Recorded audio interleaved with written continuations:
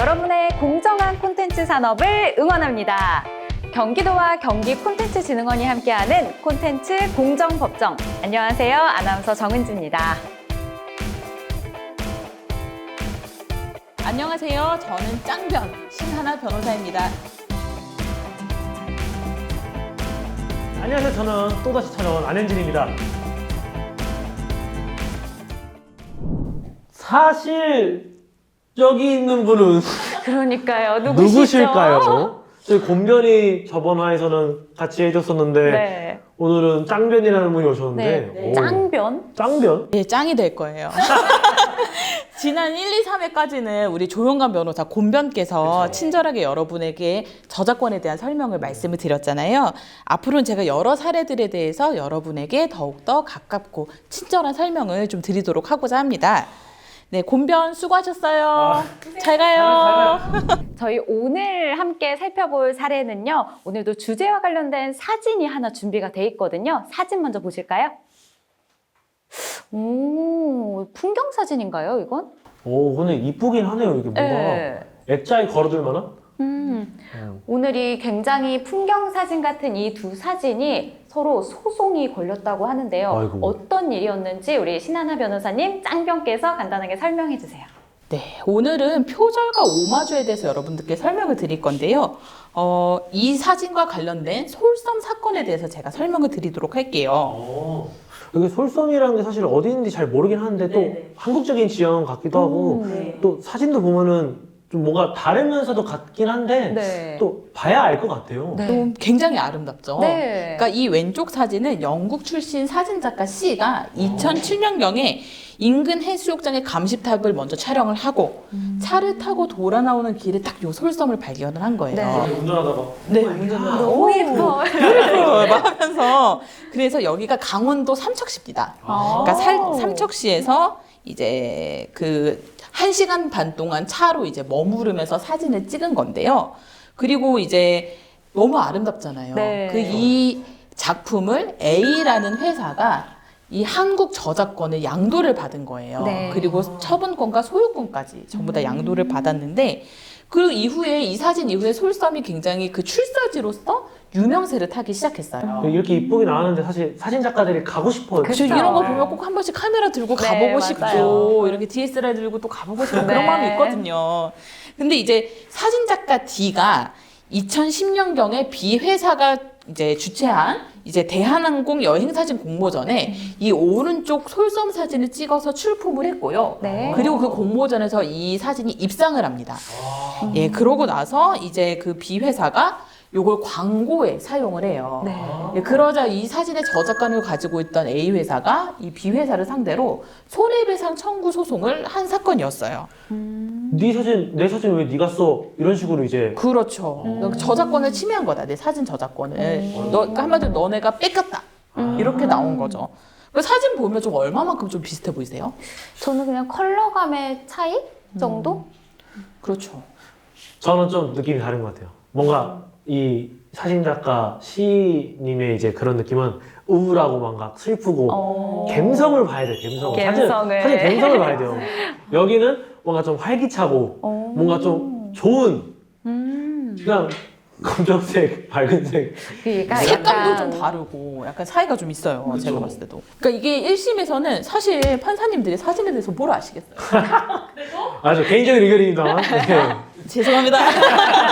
하지만 그래도 저작권 침해에 대해서 가장 중요한 것은 창작성을 이제 똑같이 베꼈는지 여부가 중요하기 때문에 재판부는 이 사진 작품에 대해서 하나하나 요건을 나누어서 정말 저작권 침해가 맞는지를 판단을 했어요. 그런데 이제 1심에서는 어떻게 봤냐면 이것은 동일한 솔섬이라는 피사체를 찍은 거잖아요. 네. 근데 이제 이미 존재하고 있는 자연물이나 풍경에 대해서 이제 어느 계절에, 어느 시간에, 어느 각도로, 어느 장소에서 촬영을 하느냐 하는 문제는 그냥 아이디어에 불과하다는 거예요. 근데 우리 저작권법이 아이디어나 컨셉은 보호하지 않거든요. 그러니까 표현에 대해서만 보호를 한단 말이죠. 네, 그렇기 때문에 그런 부분은 우선 저작권법상의 보호 대상이 될 수 없다라고 확실하게 찍어서 넘어가 준 다음에 네. 그 다음에 이제 물에 붙인 솔섬이라는 그 전체적인 컨셉트는 굉장히 비슷하지만 왼쪽 사진은 솔섬을 가운데다가 좀 뒀고 사진이 조금 정사 같은 모양이죠. 그리고 네. 오른쪽은 솔섬을 조금 더 중앙보다 우측으로 두고 좀 길쭉한 사진이잖아요. 네. 그리고 아까 현진님께서 굉장히 중요한 부분을 말씀하셨어요. 제가요? 저 그냥 아무 말 하는데. 이 왼쪽은 뭔가 담담한 수묵화의 느낌이 난 반면 오른쪽은 새벽녘의 어떤 그런 빛이 들어오는 네. 역동적인 모습. 그러면서도 굉장히 그 다양한 빛과 구름의 모습이 역동적으로 촬영이 되었다. 판사님도 제가 느꼈던 걸 느꼈나 보네요. 감성을 그쵸. 느끼신 거죠. 감성이 네. 있으신 판사분이셨나 봐요. 또. 그리고 그 하나하나의 표현에서의 차이점을 캐치를 한 거죠. 그러니까 우리가 사실 똑같은 요 컵을 촬영을 한다고 하면 저희가 다 비슷비슷하게 그 결과물이 나올 수밖에 없잖아요. 그쵸, 여기 네. 가운데 있기 때문에. 네네네. 그런데 그것이 바로 예술 작품이 되기 위해서는 나만의 구도, 나만의 색감 같은 나만의 표현이 들어가야 된다는 거예요.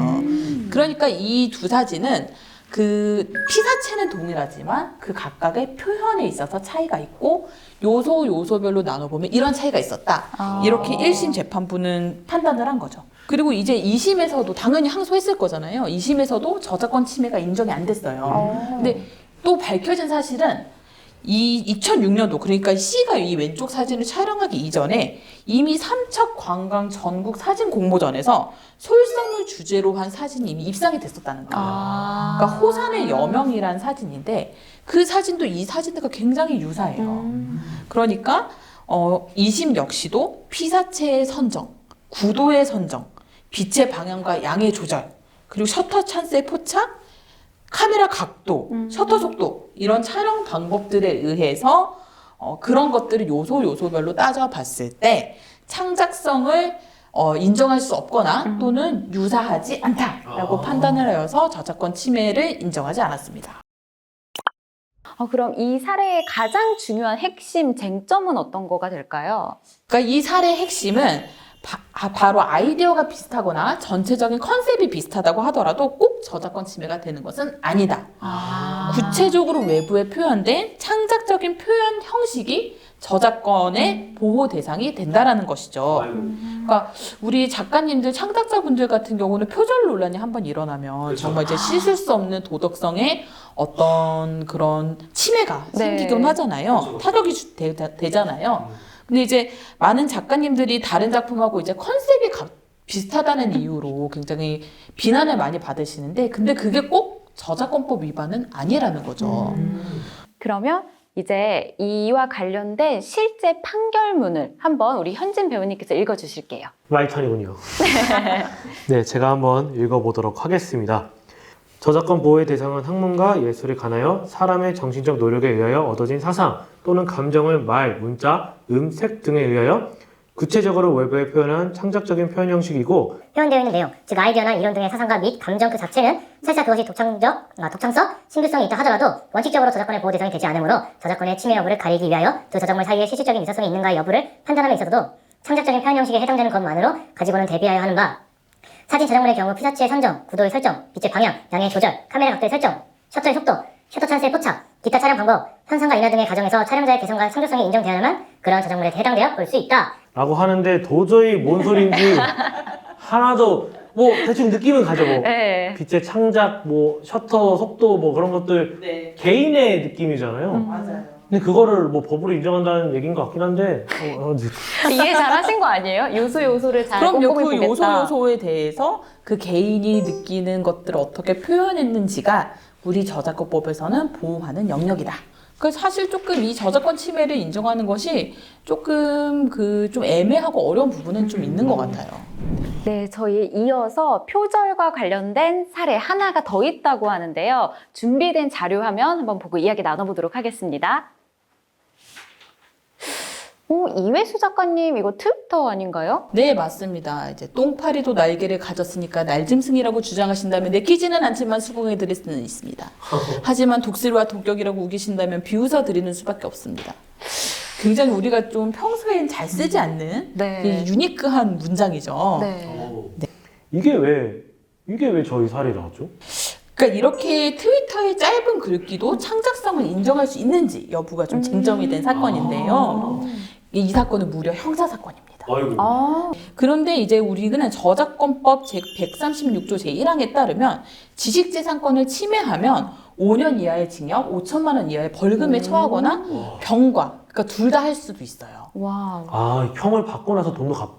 네, 그럼요. 둘 다 책임이 생기는 거죠. 와. 즉 지식재산권 침해하면 형사처벌 받는 거예요. 어. 빨간 줄. 근데 전과자? 어이구. 근데 이 사건이 빨간 줄을 긋게 될 거나 아니면 된 사건으로 발전이 네, 된 맞습니다. 거잖아요. 어. 그리고 또 저작권법 141조에 따르면 이게 회사가 저작권법을 침해하잖아요. 네. 그럼 그 대표도 처벌을 받을 수가 있고 아. 그 중에 뭐 직원 중에 한 사람이 했으면 회사도 처벌을 받을 수가 있어요. 와. 이런 걸 보고 양벌 규정이라고 하거든요. 네. 양쪽 다 벌하겠다는 뜻이에요. 막강한데요. 그렇죠. 아주? 그러니까 저작권 침해에 대해서 굉장히 우리 법은 심각한 문제로 보고 있는 거죠. 그러니까 이 피고인 회사, 그러니까 피고인이 그 죄인이 될 가능성들이 있는 그런 네. 분들이라고 생각을 하시면 되는데 이분들이 2012년도에 이회수 작가가 트위터에 올린 글들을 네. 56개를 무단 복제해서 이회수어로 24억짜리 언어의 연금술이라는 제목의 전자책 파일을 만들었어요. 그리고 그걸 이제 각종 어플리케이션에 제공을 해서 사용자들이 이걸 다운로드 받을 수 있도록 한 것이죠. 그러니까 이제 이회수 작가는 저작권을 침해했다고 주장을 하였고 이게 허락을 안 받은 거예요? 그렇죠. 동의를 전혀 받지 않은 채. 아. 네. 그래서 이제 검사가 기소를 했는데 기소는 이제 형사재판에 따당 하고 가는 것을 보고 기소라고 합니다. 근데 피고인들은 거기서 이제 뭐라고 변명을 하냐면 첫 번째 이 트위트 같은 경우는 단순하게 일상을 표현하는 것이다. 그러니까 사실을 그냥 보고하는 것에 불과하기 때문에 이거는 창작성이 없다. 그러니까 저작물 자체가 아니다. 네. 그렇게 이야기를 했고 두 번째는 아니 트위터는 누구나 글을 볼 수 있고 저장할 수 있고 리트윗할 수 있는데 이거 뭐 좀 책으로 옮겼다고 그게 뭐가 문제냐 뻔뻔한데. 그죠. 뻔뻔한데요? 이렇게 이야기를 했고 마지막으로는 우리는 이회수 작가님의 트위터가 어떻게 24억 원의 가치를 가지게 됐는지 설명하는 글을 쓰다 보니까 이 트위터를 이제 공정하게 이용을 한 것이지 그러니까 정당하게 이용하지 않은 것이 아니다라고 주장을 했어요. 허락을 받아야죠, 그러면. 그런 부분이 있죠. 그러니까 이제 재판부가 이제 두 분이 느끼시는 것과 똑같이 느꼈던 것 같아요. 그래서 심하다. 역시 사람은 다 똑같아요. 좀 뻔뻔한가? 좀 네. 이렇게 생각을 하셨던 것 같은데 재판부는 이회수 작가님의 트윗 글의 창작성을 인정하고 보호 대상의 저작물에 포함된다고 판시를 하였습니다. 아, 근데 특이한 점은 원래 우리 판례가 이런 짧은 문구나 제호, 그러니까 제목 같은 것에 대해서 저작물성을 잘 인정을 안 해줬어요. 네. 그러니까 뭐 예를 들어서 예전에 무역 노트라는 제목도 저작물성을 인정을 안 했고 그리고 뭐 에마 부인이라고 하는 영화 제목도 인정을 안 했고 제일 임팩트 있는 사실. 그니까요. 네. 그렇죠. 근데 좀 너무 짧기도 하고 조금 어쨌든 그렇게 봤어요. 그리고 행복은 선적순이 아니잖아요. 그 명언도 있잖아요. 이건 되게 유명한 문장인데. 그것도 이제 저작권 보호 대상이 아니라고 판단을 내렸습니다. 제가 봤을 때는 시대가 좀 변하면서 재판부의 시각도 점점 짧은 글귀라고 하더라도 창작성에 대해서 조금 더 적극적으로 인정하는 추세로 가고 있는 것이 아닌가. 그럼 우리 이 사례들의 핵심 네. 쟁점은 어떤 건가요? 그러니까 이 사례들의 핵심은 아주 간단한 문구 그리고 제목이라고 하더라도 기발하고 창작성이 인정이 된다면 저작권법의 보호 대상인 저작물로 인정을 받을 수 있다는 점입니다. 앞에 내용과 좀 이제 결이 같아지네요. 독창성. 네. 이제 또 자기만의 방식, 방법 그게 있으면 이제 재판부도 이건 이 사람 거야라는 걸 확실하게 인정해주고 또 거기에 대한 판결을 내려주는 거네요. 네. 아. 그러면 이 실제 판결문도 우리가 한번 또 읽어볼게요, 현진님. 렛츠고, 렛츠고! 렛츠고! 한번 읽어보도록 하겠습니다. 일반적으로 트윗글은 140자 이내라는 제한이 있고 신변 잡기적인 이상 표현이 많으며 문제된 이 사건의 트윗글 중 문구가 짧고 의미가 단순한 것이 있기는 하다. 그러나 이 땡땡의 그러한 트윗글조차도 짧은 글귀 속의 삶의 본질을 깨뜨는 촌철살인의 표현이나 시대와 현실을 풍자하고 약자들의 아픔을 해학적으로 풀어내는 독창적인 표현 형식이 포함되어 있는 것이 대부분이고 각 글귀마다 이 땡땡 특유의 함축적이면서 역설적인 문체가 사용되어 그의 개성을 드러내게 충분한 사실을 인정할 수 있다. 따라서 이 사건의 이 땡땡 트윗글의 전체적인 이 땡땡의 사상 감정 또는 표현이 되는 글로서 저작물이라 보는 것이 옳으므로 변현의 이 부분의 주장을 받아들이지 아니한다. 라고 돼 있는데 근데 확실하게 이해가 되는 거는 네. 인정한다. 그런 것도 그러나라고 있어요. 그러니까. 네. 그래 너희 말대로 SNS는 그런 게 있어. 그래 인정은 하는데 넌 아니야. 이렇게 좀 받아들였거든요. 판결문은 그래서 끝까지 읽어봐야 돼요. 아, 역시 뒤에 사람 말은 항상 반전이 끝까지. 있어요. 그리고 또 굉장히 좀 특이한 부분이 이 재판부가 이회수 작가님의 작품을 어떻게 느꼈는지가 굉장히 좀 자세히 적혀져 있죠. 공감을 하신 것 같아요. 그렇죠. 네. 촌철살인의 표현, 그리고 현실과 시대에 대한 풍자, 약자에 대한 어떤 뭐 공감 이런 부분들을 좀 핵심적으로 짚어주신 것 같아요. 아니, 오늘 정말 다양하게 재미있게도 설명을 해주셨는데 여기에 대한 꿀팁을 알아보면 좋을 것 같아요. 꿀팁 한번 전수해 주시겠어요? 첫 번째 꿀팁은 내 작품이 다른 작품과 유사성이 있다고 하더라도 무조건 저작권법 침해가 되는 것은 아니다 라는 점이에요. 그러니까 다른 창작자의 독창성이 드러나는 표현을 이제 침해한 것인지 아닌지를 살펴보아야 된다는 점이죠. 그리고 두 번째는 다른 사람이 나의 작품의 독창성이 드러나는 표현을 침해했다면 비록 그 부분이 굉장히 짧다고 하더라도 나는 저작권 침해를 주장할 수 있다는 점입니다. 우리 작가님들 그 내 작품이 저작권 침해가 되었다거나 하면 굉장히 고통스러워하세요. 그쵸. 왜냐하면 이 창작의 고통, 거의 내 새끼와 다름없는 네. 작품이기 때문에 그게 무단으로 사용되었다거나 동의 없이 사용되었다고 하면 그게 굉장히 고통스럽거든요. 네. 그래서 이런 저작권 침해가 의심될 때는 저희 경기도 콘텐츠진흥원에서 무료 법률 상담 프로그램을 진행하고 있으니까요. 혹은 또 내 작품이 누군가의 작품을 침해한 것은 아닌지 우려스러우실 때는 이렇게 전문가의 상담을 통해서 그 의구심을 해결하시기를 권해드립니다.